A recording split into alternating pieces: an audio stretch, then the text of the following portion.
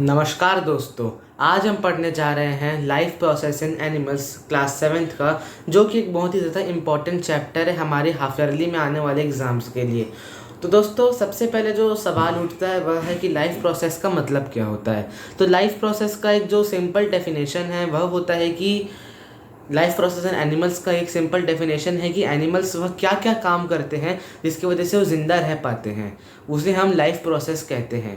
Life process के अंदर आता है डाइजेशन ऑफ फूड, रेस्पिरेशन, ये सारी चीज़ें जो हैं ये आती हैं हमारे उसके अंदर, लाइफ प्रोसेस के अंदर। तो हमारे जो कोर्स है इस बार क्लास 7th का, उसमें हमें ज़्यादातर सिर्फ जो है डाइजेशन के बारे में पढ़ाया गया है, ह्यूमन में डाइजेशन कैसा होता है। तो अभी हम उसी के बारे में पढ़ने वाले हैं।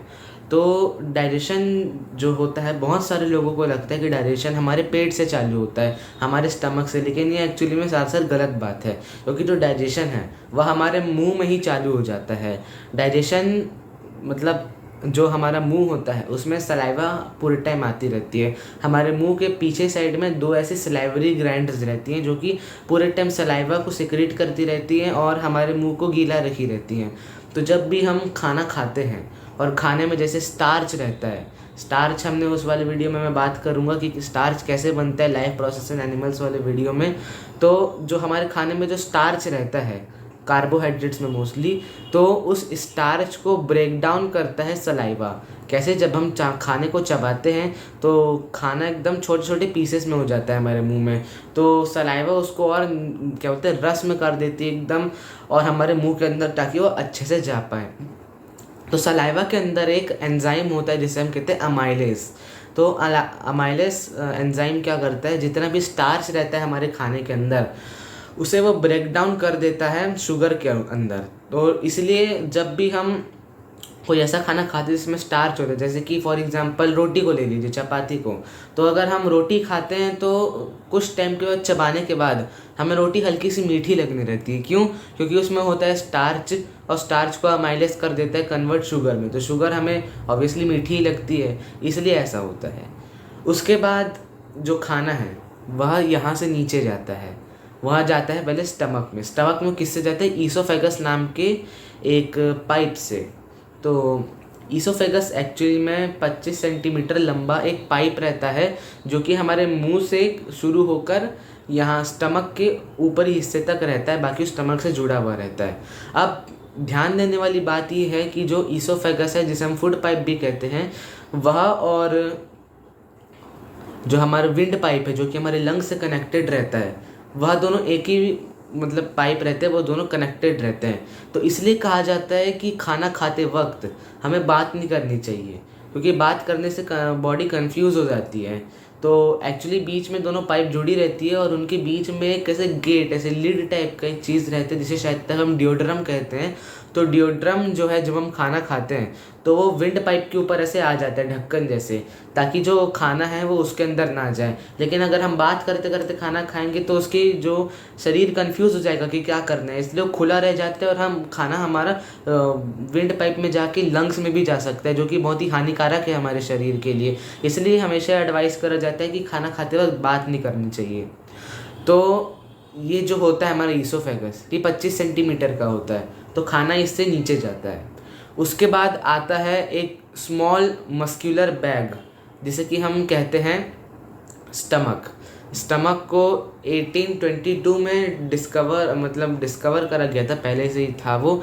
जब एक आदमी को गोली लगी थी यहाँ पर, तो जब डॉक्टर ने अंदर देखा था तब उसे स्टमक दिखा था अंदर, तो ऐसे कुछ करके उसे डिस्कवर करा गया था पहली बार। तो स्टमक का बेसिकली काम रहता है हमारे खाने को रस में तब्दील करना। हमारा बॉडी में जो खाना जाता है अंदर, मतलब ऑलमोस्ट तो वो सलाइवा उसको करके रस में कर देती है, लेकिन थोड़ा थोड़ा जो हम खाते चबाए वो जो च्यूड फूड रहता है वो हमारे स्टमक में रहता है। तो स्टमक में जो 3 तरह के मोस्टली लिक्विड रहते हैं। पहला होता है डाइजेस्टिव जूस, जो कि हमारा गॉल ब्लैडर सिक्रीट करता है और फिर हमारे यहाँ पर भेजता है वो। एक्चुअली डाइजेस्टिव जूसेस को भी सिक्रीट वो नहीं करता है, सिक्रीट तो उसे लिवर करता है, लिवर उसके थ्रू पहुंचाता है हमारे स्टमक में। उसके बाद दूसरा होता है म्यूकस, जो कि इसके ऊपर रहता है।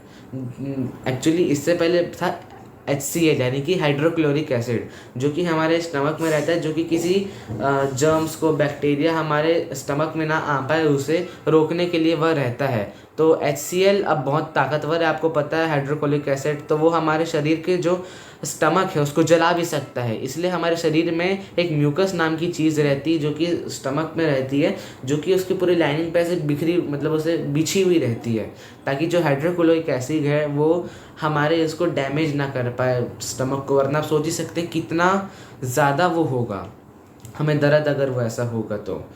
उसके बाद दोस्तों जो पूरा खाना है हमारा वो पूरा स्टमक से नीचे जाता है, और उसके बाद आता है एक कॉइल शेप्ड स्ट्रक्चर। कॉइल आपने देखना है ऐसे रोल रोल रहता है सब, उसे हम कहते हैं स्मॉल इंटेस्टाइन। स्मॉल इंटेस्टाइन की जो लेंथ है वो 5 से 7 सेंटीमीटर की होती है, आप जानते हैं दोस्तों, इतना लंबा हमारा स्मॉल इंटेस्टाइन रहता है। तो स्मॉल इंटेस्टाइन का बेसिकली क्या काम है, जो कि खाना स्टमक में एक्चुअली 3-4 घंटे खाना रहता है हमारा, तो जो वो उसके बाद वो रस बन जाता है। उस रस को जब वो आता है स्मॉल इंटेस्टाइन में, तब वहाँ पर स्मॉल इंटेस्टाइन की जो हेयर है वहाँ पर छोटे छोटे बाल जैसे स्ट्रक्चर रहते हैं, फिंगर लाइक स्ट्रक्चर, ऐसे थोड़े से बाल टाइप का भी आप कह सकते हैं, जिसे हम विलीस कहते हैं, VILLI। तो विलीस का जो क्या काम रहता है, जितना भी न्यूट्रिएंट्स रहते हैं हमारे उस रस में, जैसे कि हो गया प्रोटीन, विटामिन्स, मिनरल्स, जितनी भी अच्छी चीज़ें, वो सब विली एब्जॉर्ब करता है। विली के अंदर ब्लड वेसल्स रहती हैं जो कि इस न्यूट्रिएंट्स को हमारे बॉडी के डिफरेंट डिफरेंट पार्ट्स में पहुंचा देती है।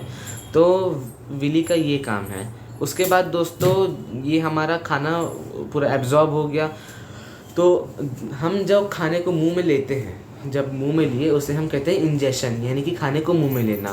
फिर जब वो न्नीचे आता है और जब वो पूरा ये सब होता रहता है तो उसे हम डाइजेशन कहते हैं, स्टमक वगैरह को। जब विली के अंदर से उसे एब्जॉर्ब करता है हमारा न्यूट्रिएंट्स को विली, उसे हम एब्जॉर्प्शन कहते हैं। इसके बाद आता है एसिमुलेशन। एसिमुलेशन मतलब जो एब्जॉर्ब न्यूट्रिएंट्स है उसका ऑब्वियसली हमारा शरीर उसका कुछ ना कुछ तो काम करेगा, तो उस जो मिनरल्स रहते हैं, जितनी भी चीज़ें रहती हैं, उसका जब शरीर इस्तेमाल करता है, जैसे कि प्रोटीन्स हमारे बॉडी की मसल बिल्डिंग के लिए काम आता है, विटामिन मिनरल हमारी इम्यूनिटी के लिए काम आता है, उन सब चीज़ों के लिए ये सब होता है, उसे कहते हैं हम एसिमिलेशन। एसिमिलेशन के बाद दोस्तों लार्ज इंटेस्टाइन रहती है, जो कि हमारे स्मॉल इंटेस्टाइन से कनेक्टेड रहती है। लार्ज इंटेस्टाइन में कोई डाइजेशन नहीं होता है, वहाँ पर बस जो जो जितने भी पानी रहता है, सॉल्ट्स रहता है, इनका डाइजेशन वहाँ पर होता है। तो एक्चुअली अगर पूछा जाए कि लंबी कौन सी है इंटेस्टाइन में, तो ये कंफ्यूज मत हो जाना कि लार्ज इंटेस्टाइन नाम है तो लार्ज इंटेस्टाइन ही ज़्यादा बड़ी होगी, नहीं। सबसे बड़ी जो है वो स्मॉल इंटेस्टाइन रहती है। स्मॉल इंटेस्टाइन लंबी, मतलब वो चौड़ी नहीं रहती है, लंबी ज़्यादा रहती है। लार्ज इंटेस्टाइन चौड़ा बहुत ज़्यादा रहता है। तो लार्ज इंटेस्टाइन में ये सब होता है, और उसके बाद हम उसे यूरिनेट करके निकाल देते हैं, जो कि हमारा एनस से जुड़ा हुआ रहता है, जिसे हम कहते हैं एक्सक्रीशन। तो दोस्तों इसके बाद हमारा चैप्टर जो है, उसके बाद हमारा जो नेक्स्ट टॉपिक है हमारे चैप्टर का, वो आता है रेस्पिरेशन। तो पहली बात तो हम एक कॉमन जो उसको है गलती को उसे ठीक कर देते हैं, जो कि है रेस्पिरेशन और ब्रीथिंग में, जिसमें लोग सबसे ज़्यादा कंफ्यूज होते हैं। तो जो ब्रीथिंग है वो रेस्पिरेशन का एक पार्ट होता है। पहले रेस्पिरेशन क्या होता है वो जान लेते हैं। जितने भी लिविंग ऑर्गेनिजम्स हैं मोस्टली वो जो है ऑक्सीजन टेक इन करते हैं और बाहर CO2 निकालते हैं। तो जब हम ऑक्सीजन को अंदर लेते हैं, मैं ह्यूमंस का बता रहा हूँ, जब हम ऑक्सीजन को अंदर लेते हैं उसे हम कहते हैं इन्हेलेशन, और जब हम बाहर निकालते हैं उसे हम कहते हैं एक्सहेलेशन। हमारे जो हम अंदर लेते हैं एयर को, उसमें 21% ऑक्सीजन का सबसे ज़्यादा वही रहती है, 21 प्रोपोर्शन में। तो उसके बाद वो अंदर जाती है। उसके बाद हमारा लंग्स में एक माइटोकॉन्ड्रिया रहता है हमारे बॉडी में, जिसे हम जानते हैं power house of the cell कहते हैं। उसके अंदर ये ग्लूकोज को ऑक्सीजन में ही ऐसे उसमें क्या कहते हैं ब्रेक डाउन होता है, जिससे हमें एनर्जी मिलती है। इसलिए जो ऑक्सीजन है वो ऑक्सीजन जो है एनर्जी बनाने के लिए काम भी आता है। तो ये होता है रेस्पिरेशन, जिसे हम ज़्यादातर ब्रीथिंग से वो कर देते हैं। तो दोस्तों ये मेरी वीडियो का लाइफ प्रोसेस इन एनिमल्स का पार्ट 1 है, जिसमें हमने सब लाइफ प्रोसेस है वो ह्यूमंस की जानी है। अगली वीडियो में हम रूमेंट्स और दूसरे एनिमल्स की लाइफ प्रोसेसेस को जानेंगे। वीडियो अच्छा लगा हो तो लाइक सब्सक्राइब ज़रूर करना, दोस्तों के साथ शेयर ज़रूर करना। मैं मिलता हूँ आपको अगली वीडियो, तब तक के लिए जय हिंद, जय भारत।